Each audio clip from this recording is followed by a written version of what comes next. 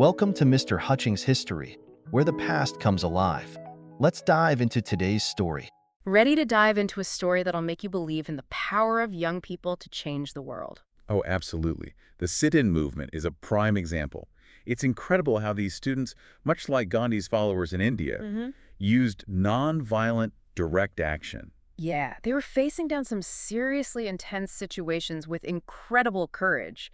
We're talking Nashville, Tennessee, 1960, a group of students trained in nonviolent resistance, staring down a wall of angry segregationists, and all for the right to sit at a lunch counter. The tension must have been unbelievable. Oh, absolutely. You could cut it with a knife, but these students, they didn't budge. They knew what they were fighting for. And that unwavering commitment to their cause, it's what makes their story so powerful. It's a testament to their belief in equality and justice. And that's what we're going to unpack today. We're taking a deep dive into the history of the sit-in movement, exploring how a seemingly simple act of defiance ignited a nationwide movement and changed the course of history. Exactly, and we've got a fantastic source to guide us. An episode from Mr. Hutchings History titled 5, The Power of Sit-ins, Nonviolent Resistance in the Civil Rights Movement. It really paints a vivid picture of this era. It's amazing how those historical moments can come alive through the right storytelling. Totally. But before we get into the nitty-gritty, let's set the scene. Okay, let's do it. It's 1960, segregation is still the law of the land in many parts of the U.S., and the civil rights movement is gaining some serious traction. A pivotal moment in American history. Yeah. So much change was brewing. And then, boom. Greensboro, North Carolina, February 1st, 1960. 4 students from North Carolina, A&T State University, Ezell Blair Jr., David Richmond, Franklin McCain, and Joseph McNeil walk into a Woolworth's, head straight for the whites-only lunch counter, and politely ask for service. Wow, talk about a powerful image. I mean, can you imagine the courage that took, knowing the potential consequences, the backlash they were about to face? It's almost unimaginable today, right? Absolutely. Yeah. And the thing is, these students, they were meticulously prepared for this. They knew they might not get served that day. In fact, they were refused, they left peacefully, and then here's the thing, they came back the next day. And the next. Exactly. And each time with a larger group of students, black and white, joining their cause. Like a ripple effect. Exactly, gaining momentum with every single act of defiance. And by the end of February, those sit-ins had spread to 15 cities in 5 states. Wow. This wasn't just a local protest anymore. This was a full-blown movement, and it was growing exponentially fast. Then to think it was all sparked by that one courageous act in Greensboro. And this is where we see a new player emerge on the scene. The Student Nonviolent Coordinating Committee, or SNCC for short. Oh, yeah, SNCC. Now, that's a name synonymous with the civil rights movement. Right. They were right there in the thick of it. They really were. Formed in 1960, directly in response to this incredible wave of student activism. It's like those 4 students in Greensboro really lit a fire. Absolutely. Think of SNCC as the organizers, the strategists, the ones who took that spark of defiance and turned it into a nationwide movement. And they weren't just about sit-ins either. Oh, absolutely not. They're instrumental in so many campaigns, from freedom rides to voter registration drives.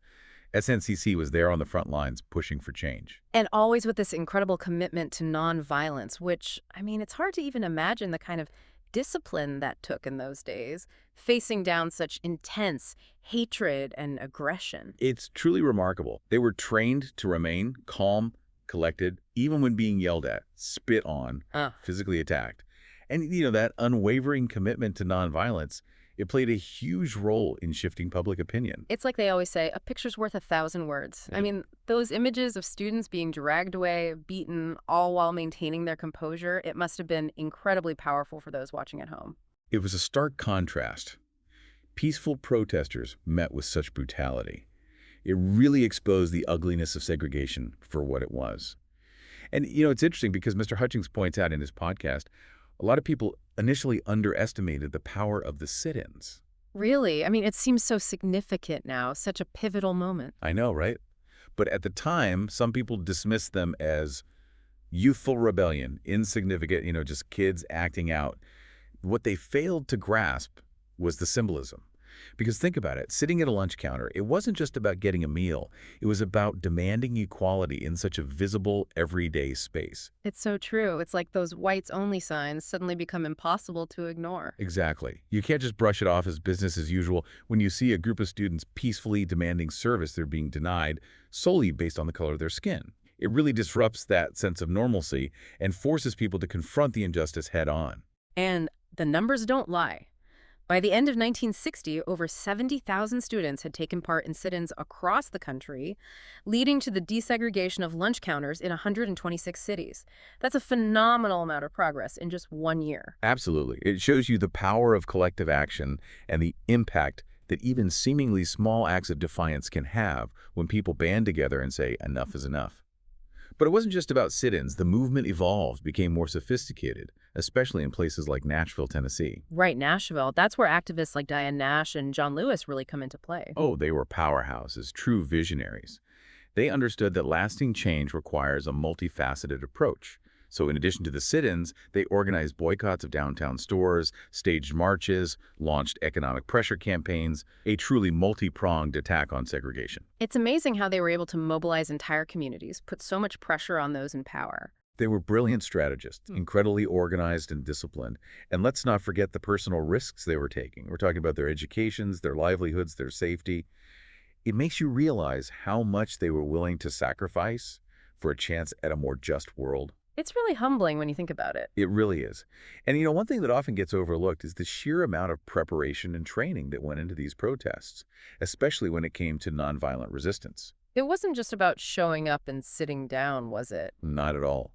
These students went through rigorous training, learning how to react to verbal and physical abuse, how to maintain their composure under pressure. They knew that their discipline was their greatest strength. They understood that by not retaliating, by meeting violence with peaceful resistance, they were exposing the true nature of segregation for the world to see. It's almost like they were using their oppressors' hatred against them, turning it into a weapon for change. Precisely. And that unwavering commitment to nonviolence, it's what makes their story so powerful, so inspiring. Absolutely. And speaking of powerful stories, Diane Nash's journey is a perfect example. A key leader in the Nashville campaign, she faced incredible challenges and showed extraordinary strength and strategic thinking. Oh, absolutely. She was instrumental in organizing the Nashville student movement and played a pivotal role in convincing businesses to desegregate. And she even spent time in prison for her activism, which is just mind-blowing when you think about it. Yeah. Pregnant and facing jail time, all because she dared to challenge the status quo. It's a testament to her unwavering spirit and the sacrifices that so many made during this era. They knew the risks, yet they persevered. They refused to be silenced. They refused to back down. It's incredible when you really stop and think about it, the risks these young people were taking. Oh, absolutely. Talk about putting it all on the line for what they believed in. Yeah. I mean, imprisonment, violence, the impact on their future, it's a lot to carry. And yet they did it. They knew the stakes, but they refused to be silenced. They refused to back down. And they were effective. It's easy to forget just how effective those sit-ins were. Right, because we see them as this turning point, but at the time it was like, wow, this is actually creating change. Exactly. They really made people confront the reality of segregation. Think about it. You see this group of young people committed to nonviolence, peacefully demanding service at a lunch counter. And being met with such hostility, such hatred.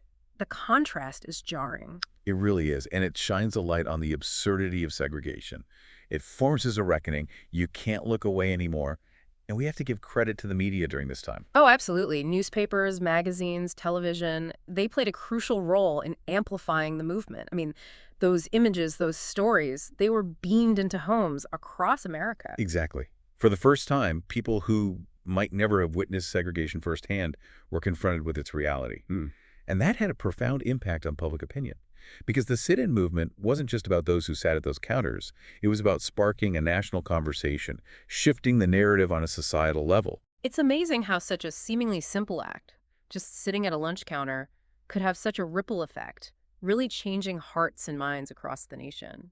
It speaks to the power of collective action, the power of ordinary people, and young people in this case, coming together to demand change. And the legacy of the sit-in movement, well, it goes far beyond desegregated lunch counters. It's a blueprint for peaceful protest, a testament to the idea that ordinary people can achieve extraordinary things when they stand up against injustice. And they certainly did.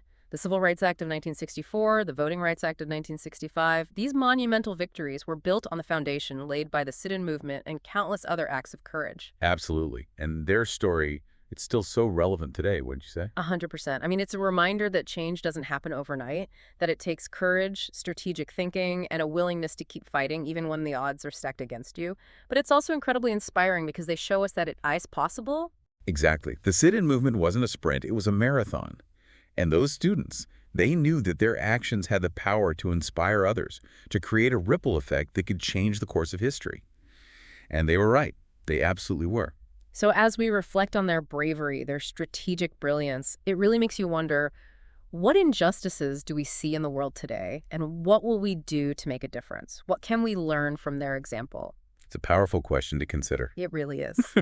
Well, thank you for joining us for this deep dive into the heart of the civil rights movement. We hope you found it as inspiring as we did. Absolutely. Until next time, keep exploring, keep questioning, and never underestimate the power of your own voice. Thanks for listening to Mr. Hutchings History. Keep exploring, and we'll see you next time.